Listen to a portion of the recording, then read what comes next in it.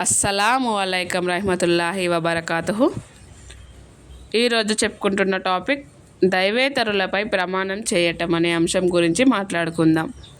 మహనీయుడైన ఒక వ్యక్తి లేక ఒక వస్తువు గురించి ప్రస్తావించి విషయాన్ని నొక్కి చెప్పేందుకు ప్రమాణం చేయటం, ప్రమాణం లేక దాన్ని ఒట్టు అని కూడా అనబడుతుంది. మన్నన, భక్తి, సత్కారం లాంటి అల్లాహు హక్కు కాబట్టి దైవేతరుల పేర ప్రమాణం చేయటం సమ్మతం కాదు. ప్రమాణం అనేది కేవలం అల్లాహు పేర లేదా ఆయన నామాల గుణగణాలపై జరగాలన్న దానిపై విద్వాంసుల మధ్య ఏకాభిప్రాయం ఉంది. అలాగే దైవేతరుల పేర ప్రమాణం చేయటం నిషిద్ధం మరియు అధర్మం అనే విషయంలో కూడా విద్వాంసుల మధ్య ఏకాభిప్రాయం ఉంది. దైవేతరులపై ప్రమాణం చేయటం షిర్క్.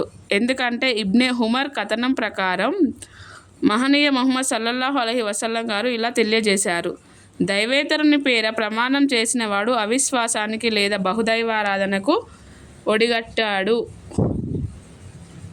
ఇది షిర్కే అస్గర్, అంటే చిన్న తరహా షిర్క్ అని అర్థం. అయితే ప్రమాణం చేయబడిన వ్యక్తి కనుక అతని దృష్టిలో ఆరాధనీయుడుగా ఉంటే కనుక ఇది కూడా పెద్ద తరహా షిర్క్ గానే భావించబడుతుంది.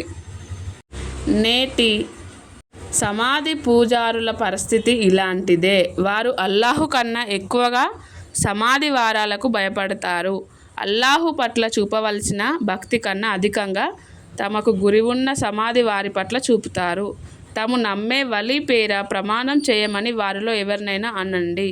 వారు తమ ప్రమాణంలో సత్యవంతులై ఉంటేనే ప్రమాణం చేస్తారు. కానీ అల్లాహు పేర ప్రమాణం చేయమని చెప్తే వెంటనే తడబడకుండా ప్రమాణం చేసేస్తారు.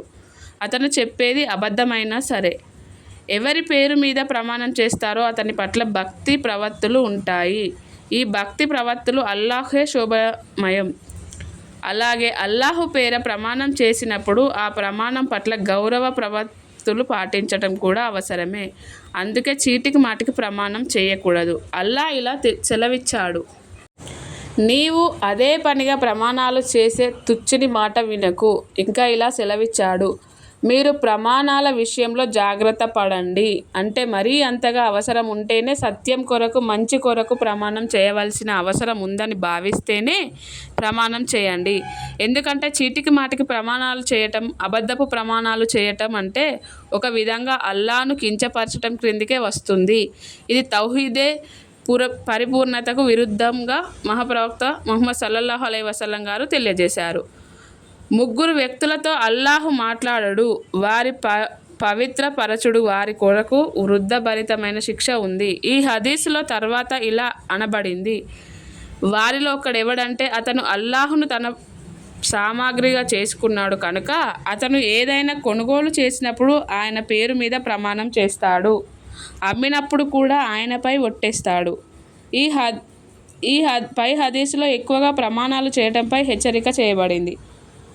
పదే పదే ప్రమాణం చేయటం సమ్మతం కాదనటానికి ఇది నిదర్శనం. ఎందుకంటే అల్లాహు నామం పట్ల గౌరవ ప్రపత్తులు ఉండాలి. అలాగే అల్లాహు పేరున అబద్ధ ప్రమాణాలు చేయటం నిషిద్ధం. దీనినే యామినే గాముస్ అంటారు. ఇది ఎటువంటి ప్రమాణం అంటే అతి ప్రమాణం చేసేవాన్ని పాపానికి లోన్ చేస్తుంది, నరకానికి ఆహుతి చేస్తుంది. అంటే తెలిసి కూడా జరిగిపోయిన దానిపై అబద్ధపు ప్రమాణం చేయటం అన్నమాట. అల్లాహు కపట విశ్వాసుల ఈ లక్షణాన్ని విశదీకరిస్తూ వారు తెలిసి కూడా అల్లాహు పేరుపైన అసత్య ప్రమాణాలు చేస్తారని చెప్పాడు. పై విషయాల సారాంశం ఏమిటంటే దైవేతరుల పేరు మీద ప్రమాణం చేయటం, ఉదాహరణకు అమానతు, కాబా గృహం లేదా దైవప్రవక్త ముహమ్మద్ సల్లల్లాహు అలైహి వసల్లం గారిపైన ప్రమాణం చేయటం హరాం, షిర్క్. తెలిసి అల్లాహుపై అసత్య ప్రమాణం చేయటం హరాం, అంటే నిషిద్ధం.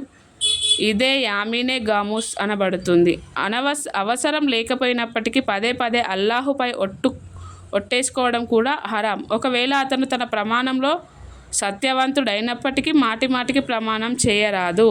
ఎందుకంటే ఇలా చేయటం వల్ల అల్లాహు గౌరవ ప్రవత్తులకు విఘాతం కలుగుతుంది. అవసరం వచ్చినప్పుడు సత్యం కొరకు అల్లాహుపై ప్రమాణం చేయటం ధర్మసమ్మతం.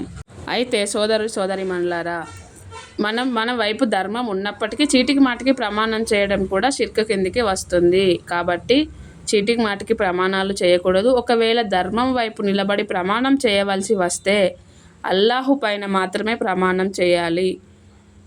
అస్సలాము అలైకుం రహ్మతుల్లాహి వబరకాతుహు. నా ఛానల్ ఫస్ట్ టైం చూస్తున్నట్లయితే లైక్ చేయండి, షేర్ చేయండి, సబ్స్క్రైబ్ చేసుకోండి, సపోర్ట్ చేయండి.